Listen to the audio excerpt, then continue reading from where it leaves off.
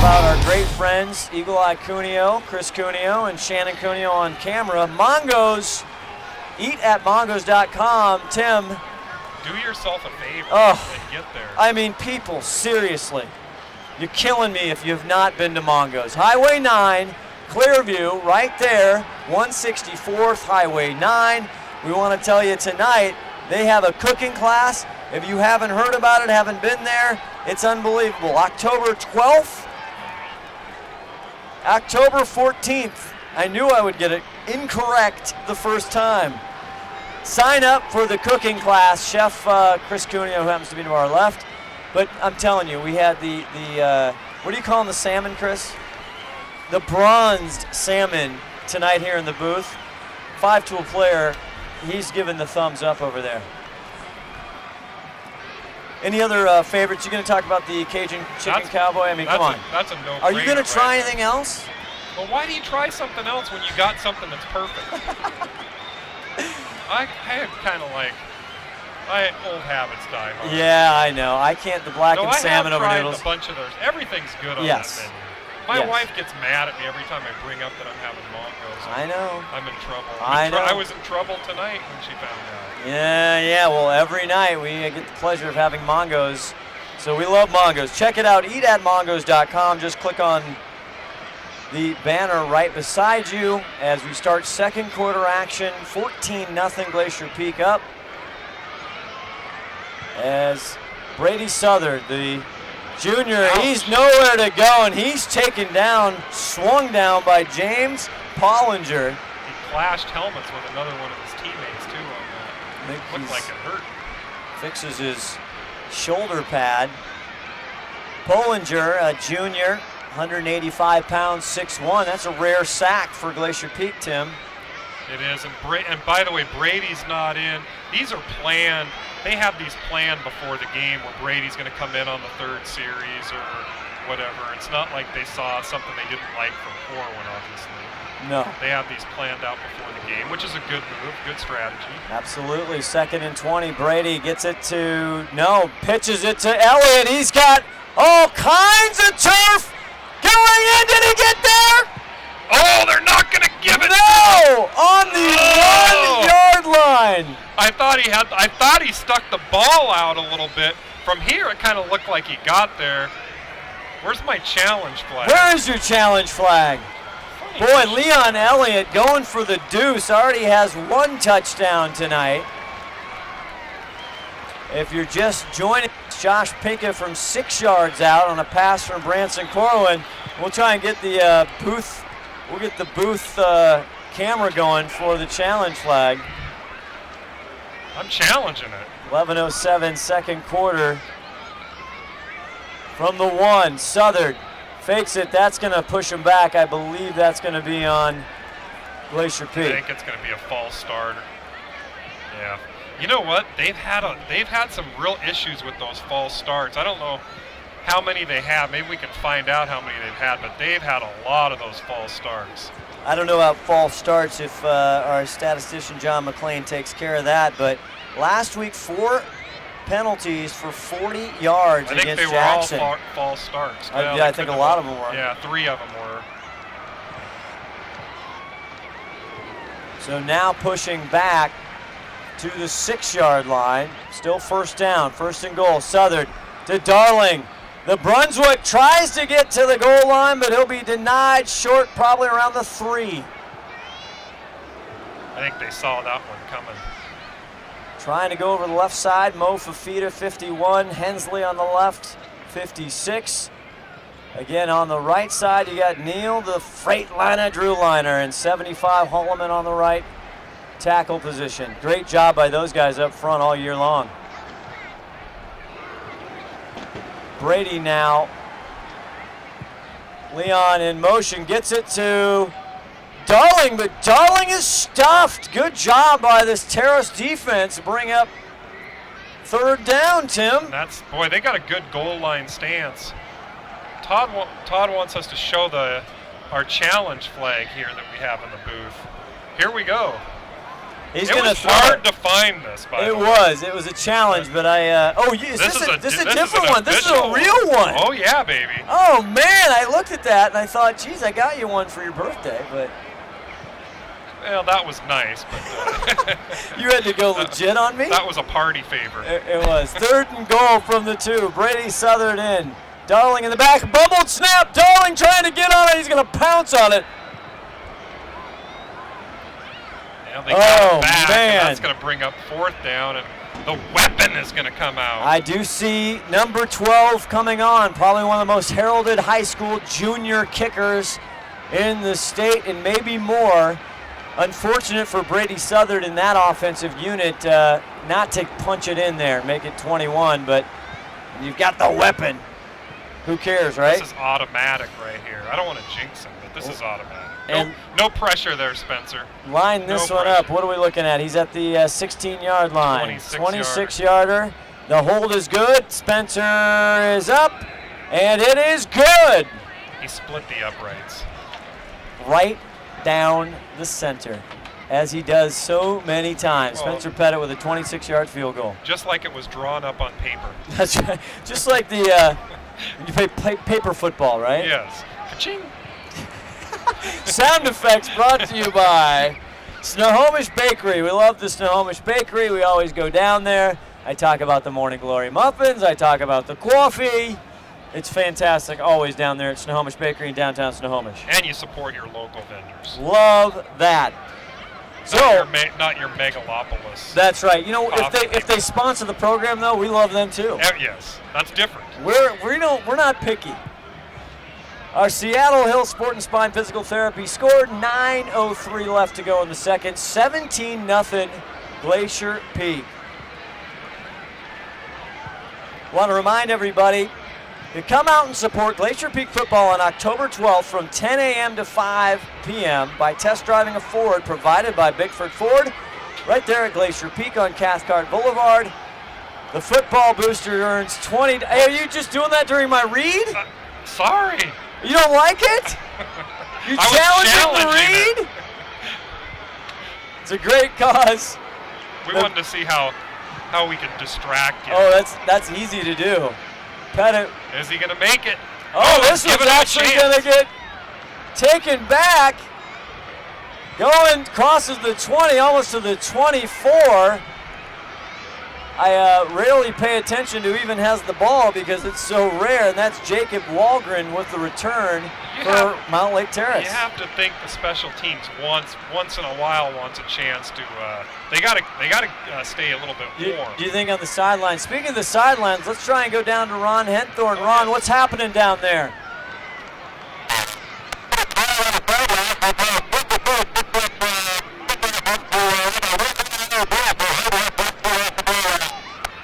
Thank you, Ron. 1st and 10, Ragsdale on the left side, on the near side.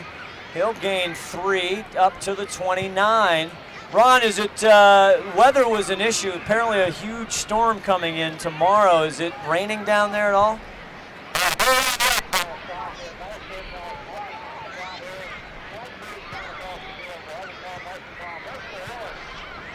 Excellent. Thank you, Ron. Thank you. 2nd and 5, 8:27 left to go in this first half. Stay tuned. Ron will get Coach Rowe at halftime. Then a handoff to Ragsdale. This time he's not going anywhere as Hensley had the feet and Logan Coleman had his top side for a loss. Your offensive coordinator's in a precarious position right now. They're struggling throwing the ball, but they can't run the ball, so what do you do? I'm not sure, actually. You just try and, what do you do? Exactly right. He's going to do what he can do. 3rd down and 7 from their own 27. Hopkins this time fakes and now passes it off or hands it off. On the near side, a good play by Wong, and that was Jacob Walgren on the carry. Well, and that's a little bit of a moral victory for Terrace, just picking up, a positive 5 or 6 yards. They're going to need a string of a lot more of them. They will need much more than that. Again, homecoming here tonight. Stay tuned for halftime festivities. Again, Mikey Jensen back to punt. And looks like Austin Hines is going to take this one from the 34-yard line. Gets out of traffic, now down the near sideline.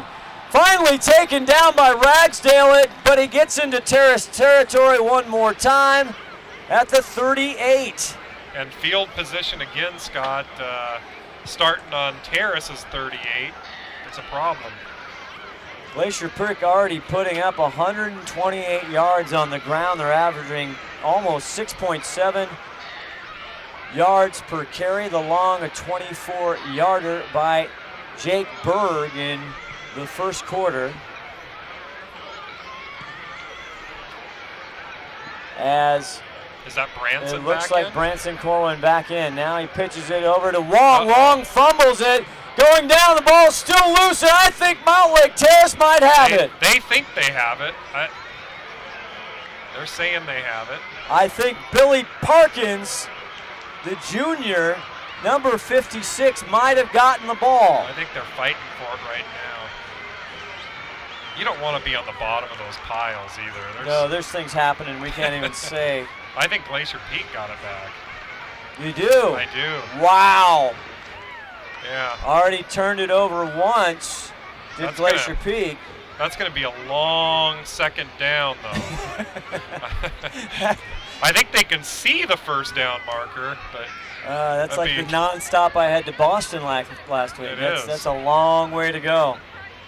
Referee Jerry Coaster, umpire Rory Schilling. 2nd and 21 now from the 48 of their own. Nice little bubble screen. Pinka gets it, but great play on defense. And he'll just get to the 50. What a big-time play by Isaiah Green for Terrace. Wow. That's one of those where you're looking to get about 10 of those yards back, try to make a manageable third down, but now they're sitting on 3rd and 18. But I'll tell you what, they get it.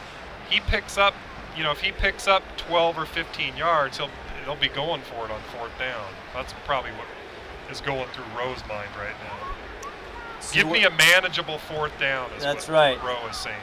And it doesn't matter that. You could pull the weapon out of his toolbox. Wong in motion, Pinka in the backfield, fakes it to either. Now he rolls, now he's in trouble. Nope. Throws kind of a duck up and going to get it is Nick Allen, but it's incomplete. Well, Nick had to come back for that, but a catchable ball would have been about 10 yards short of the first down had he caught it, though. Isaiah Green, tackle him. Isaiah Green only at 5'11", Big Nick Allen at 6'5". And Spencer's out for a 77-yard field goal. That's weird.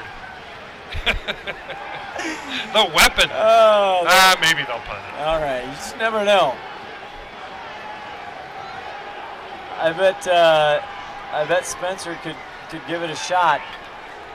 Oh, he'd give a go. He's waving it off. Look at that. Look, stop that ball. Oh, he can't quite get there. He almost had that pinned down at about the 1 yard line, but the special teams, I'm not sure who was. That was Alex Manzik, number 36. He almost ran it down. Big GP bounce, but they'll take it at the 20 with 5:10 left to go in the first half. Glacier Peak up 17-0 on Mountlake Terrace. Again, Scott Oshman with Tim Boyle here on STSBN.com. Glad you're with us.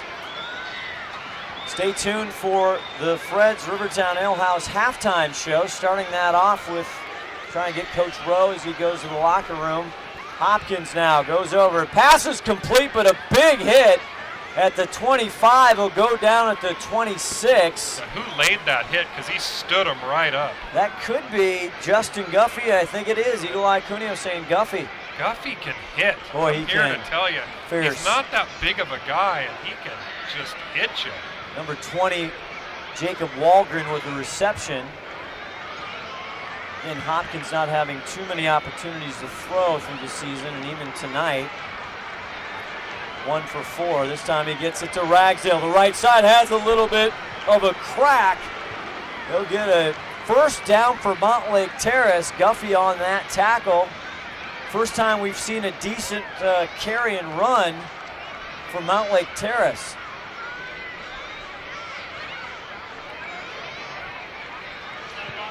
That is the first down for Mountlake Terrace.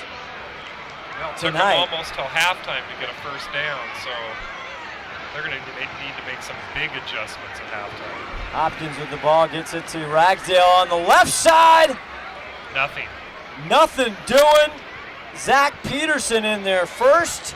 I think number 8, is that low? No, That is McCoy. McCoy, he was in on that. They're going to give him no gain. Again, we always talk about that in high school. They seem to give the benefit of the doubt quite a bit. They really do. If it's like an extra yard, unwritten rule that they give them that extra yard.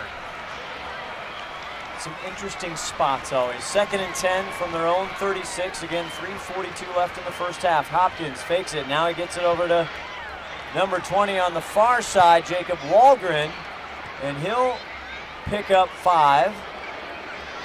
They'll spot him at the 41. Unfortunately, Terrace is going to need more than 2 yards and 5 yards to get back in this game. When I said they need to do some sustained drives, I didn't mean when they were down 17-0 though. And your pick before the game, you didn't even put a score. I just put blowout. Well, anything But could happen. no disrespect. No, absolutely not. Again, this has just been beat up. Pass over the middle, almost picked up, wasn't caught. I think it might have been picked up. Guffey tipped it, and Berg went down. Almost remind me of the immaculate reception of Sean Elledge that was denied last year. We still have that on video, too. One of my absolute favorites. You called it as usual. I got lucky, but... You've got such great eyes. Have you had like 2 LASIK surgeries? Seriously. No, I can't see close up really well, though. I'm kind of getting old. I got reading glasses, but I can still see them from the distance. 4th and 6. Carrots? I mean, what are you doing over there at the Boyle House? Mikey Jensen. And they kind of backed off. They had a good rhythm on that one. Back to receive is Hines, the 35. Dragging a player finally. Pulled back and down. Number 54 on the, he's pretty strong. He actually had him by the jersey when Hines was going the opposite direction. Oh, that's their all-star. Is it Brett Porter? Brett Porter, Yeah. 6 foot 220, man. He is a beast. And he just had a little piece of his jersey. I thought Hines was going to get away, but that's a strong kid. He almost there. had to pay a toll. He was dragging him so far through there. My goodness, 1st and 10 on their own 44. Haven't started a drive from their part of the field lately. And he hands it off to big Josh Pinka. No, it is Pinka. Look at Pinka keeping the grinder going across the 50 to the 49. He's fighting for those extra yards. That's one thing they're doing really well this year is fighting for that extra yard or 2. When you have a couple years to watch Michael the Missile Palmer do it, it's not a bad thing to watch. Handoff fake, now over to Hines. Hines has trouble as he's tackled for a loss. That was kind of a lateral there too. A little bit of a dangerous play by Branson. Thought that was Mikey Jensen on the tackle, number 5. And it is Michael Jensen. 2 minutes left now in the first half. 3rd and 3 on the 48. Branson Corwin. He does end up giving the ball to Pinka. I think he's got it. That's going to be right on the line there. Where he's standing, he's got it. So, first down. Good job by Pinka to pick it up. Pinka already now. See the update here on Josh Pinka. 9 carries, 41 yards, another Glacier Peak first down. Leon Elliott in motion.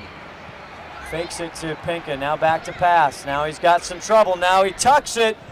Coming to the near side, outburns that guy to the 30, and he'll just cruise out of bounds.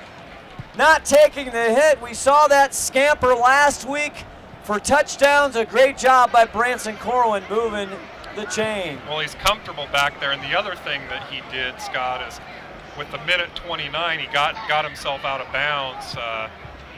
Rowe wants to put some points on the board here before he goes into half. He likes putting the numbers up as he walks towards the locker room, especially here tonight. Oh, that's Ron Henthorne in your headset there. You hear it? Branson now fakes it to Pinka. Leon's got all kinds of trouble. They tackled him and rolled him around a little bit.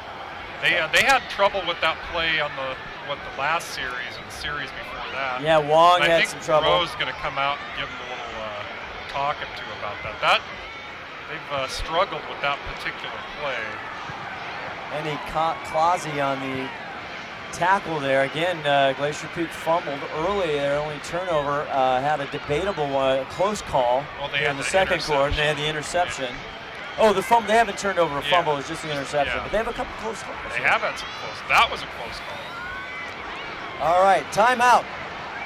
Brought to you also by Kathy Salvadolina, Windermere Real Estate Broker. Also our postgame and our player of the game tonight, KathySalvo.com. Just hit that button, call direct 425-350-0020. Also Seattle Hill Sport and Spine Physical Therapy. Our score is 17-0 Glacier Peak.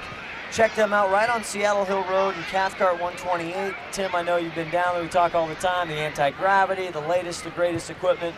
You got any time of bumps and bruises, get on down to Seattle Physical Therapy. Any more you want to say about that? Well, they're investigators, they like to say. They figure out what the problem is. They don't just say, hey, take a rest for 2 weeks. They figure out what the issue is. They're just good like that. Diagnostic expertise. 2nd and 16 now from the 36. Branson has a little time, go in the middle for Leon.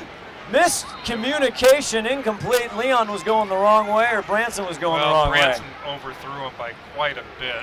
I'm not sure if there was a miscommunication. I'm not sure he was running that route correctly.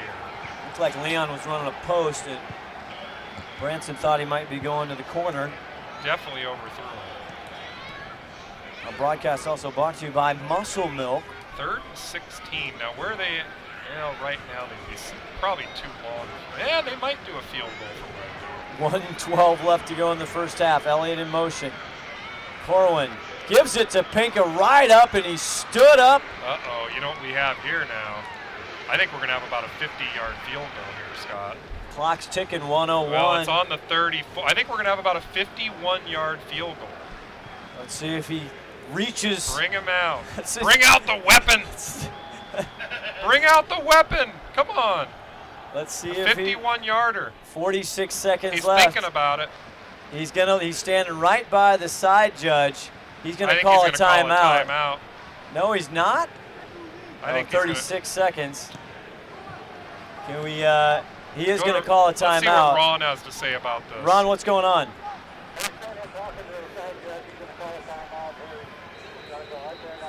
Okay. So what we're going to have, if they choose, Spencer's going to be looking at about a 51-yarder. Where is Spencer? He's walking out. There he is. So this could be the 3rd 50-plus yarder of the season. Well, you just got the placement right at the 34-yard line. So it should be 51, according to my calculation. Oh, because it's going to go back about 7. So it should be about a 51-yard. Pettit already with 52. a 20. Could even be a 52-yard. We'll have to dial it up. We'll get the measuring stick out for you, Tim. Should be at between the 41 and the 42-yard line. And Spencer is out there, the weapon. Oh, yeah, he went to the harness quick tonight, baby. Wow. Goes out Spencer Pettit. Ladies and gentlemen. Set your recorders, ladies and gentlemen. Spencer Pettit. It's going to be a 51-yarder is where he's got that ball. Spencer's lining it up. From the far hash, Austin Hines to hold. He's already had a 52-yarder and a 53-yarder last week. The hold's down. The kick's up. It's a line drive. Short. Just short. And hit the goalpost hit the goalpost down below. Didn't look good coming off his foot. No. We usually see him get higher. Let's ask Ron if there's a wind that he's kicking into. What happened there, Ronnie?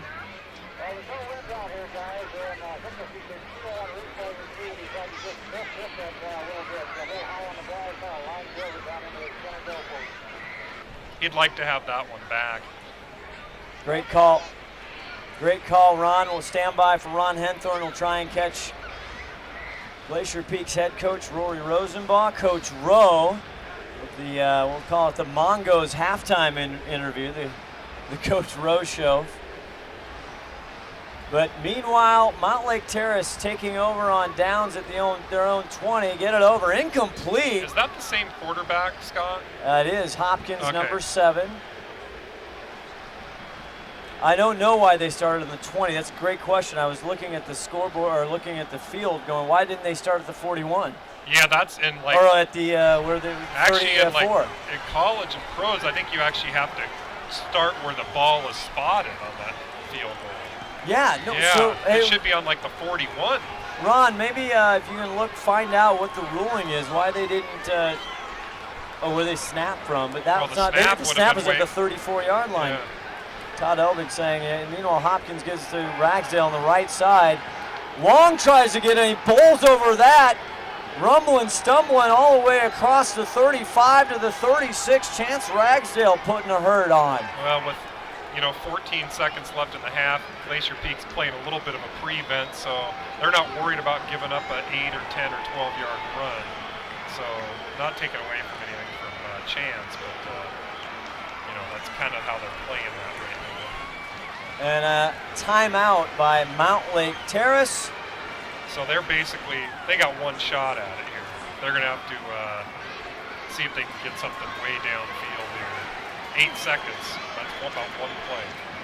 Head coach Tony Umayam, 16 years coaching, 11-year head coach, off and on here at Mountlake Terrace, a 1990 graduate of the Hawks. One of the nicest guys you'll ever meet, and he has done so much with a lot of challenging circumstances over there at Mountlake Terrace, but he always seems to come up with a competitive team and a competitive program. 8 seconds left, 17-0. Stay tuned for the Fred's Rivertown Alehouse halftime show. We'll have homecoming festivities. We'll get Steve Willits, the voice of the Hawks, back in the booth.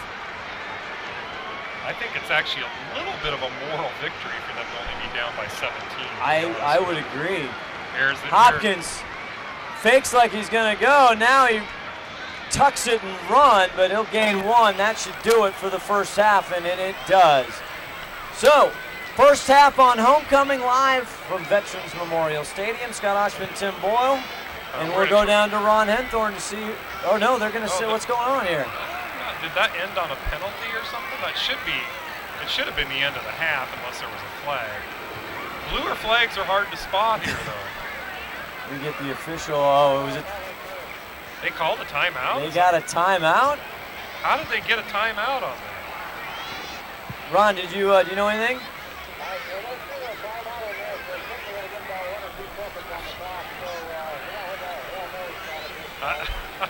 I don't know how, well, I'm not going to argue because it won't do any good, but it sure didn't look like there was any time on the clock when he got sacked. Or I guess he didn't get sacked, he ended up getting about the yard. Well, we'll see what they, 5 seconds. Is that 0.5 or 5? 3 seconds? And they're looking up at the official clock, the score up here in the booth. Now they get the board down to 3 seconds. So Hopkins looked for Hopkins. Now Hopkins started the season, got hurt in the first couple plays against Stanwood, went out, came back in that game, was out last week. Tanner Muniz came in, number 2, but he broke his tibia last week on the last play. They showed us the x-rays, which is kind of that's a good move on their part. Now look for number 80, Gabe Brady. Ball is tipped. Was it tipped? It was tipped. Oh, and I think Hopkins is down. He's coming. He's getting up. He got hit hard though. They do got somebody. Looks like they're hurt on the. Maybe the shoe came out. And that will a little bit of a ugly ending here to a first half there. But I agree with you, Tim Boyle. And we'll see if we can get Coach Rowe with Ron Henthorne. Oh, Rowe just walked by, so. There's Ron chasing him. Ron's running him down. And he's talking to somebody. We'll see if we go. He doesn't look like he's very happy. No, he doesn't. He's talking to Nick Allen. I don't know what the issue. Oh, it's homecoming. That's it's homecoming. Right. Nick Allen's on the homecoming court. So is Branson Corwin. So he's grabbing them to go. All right, let's go down to Ron Henthorne with Coach Rowe. Ron. Okay, I'm down here with Coach Rowe. Coach, A little bit of scoring in the first half, few mistakes. How do you feel about the way that went? We just got a little sloppy and a little careless, and we just got to clean it up. I mean, we just need to have a little chat with them and say, guys, you got to play like you did in the first quarter. Clean and crisp defense is playing lights out. We just got to take care of the ball on offense and not put it on the ground 4 times. I think you're right on that. Defense was very strong in there tonight. So any changes in the game plan second half other than cleaning up that mess? Yeah, we're going to try not to put the ball on the ground. Okay, Coach. Yeah, thank you. Appreciate it. Good luck. See you at halftime. Thank you, Ron. We'll be back. Welcome the start here, homecoming, the Fred's Rivertown Ale House halftime show right here on STSBN. Tim and I will be back with Steve Willits and more festivities right after this. We're going to go black and then we'll come back to you, so stay tuned. STSBN, Glacier Peak Football and Snohomish Times Sports Network.